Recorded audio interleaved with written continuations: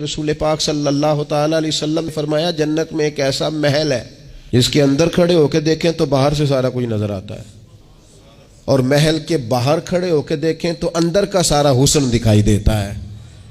تو حضور توجہ دلاتے تھے تو صحابہ میں شوق پیدا ہوتا تھا، یا رسول اللہ کس کو ملے گا؟ ویسے ہی دنیا میں بھی بندہ کو اچھا گھر دیکھتا ہے تو کہتا ہے یار کتنا اچھا نقشہ ہے، کس خوبصورتی سے بنایا، اور جب حضور ذکر کریں اور جنت کے محل کا ذکر کریں شوق صحابہ کا توانا ہوتا تھا۔ عرض کی یا رسول اللہ صلی اللہ علیہ وسلم کس کو ملے گا؟ تو نبی پاک نے 4 باتیں بیان کی۔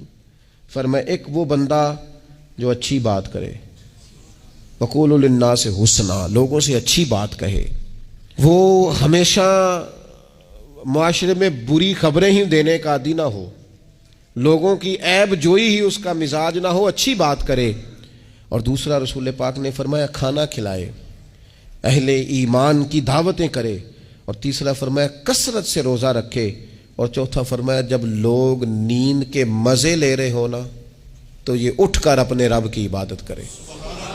ساون کی کالی راتوں میں جب بوندا باندی ہوتی ہے، وہ راتوں کو اٹھ اٹھ روتے ہیں جب خلقت ساری سوتی ہے۔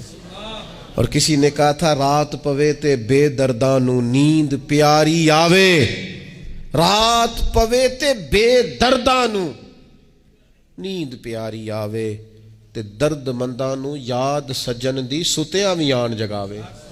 فرمایا جب لوگ خواب خرگوش میں ہوں، نیند کے مزے لے رہے ہوں، تو رب کے بندے اٹھ کے اپنے رب کو یاد کرتے ہیں۔ والذین یبیتون لربہم سجدا وقیاما، یہ 4 چیزیں جن لوگوں میں پائی جائیں حضور فرماتے ہیں انہیں وہ عالی شان محل ملے گا جس کی تعریفیں گویا خود رسول کریم نے بیان فرمائی ہیں۔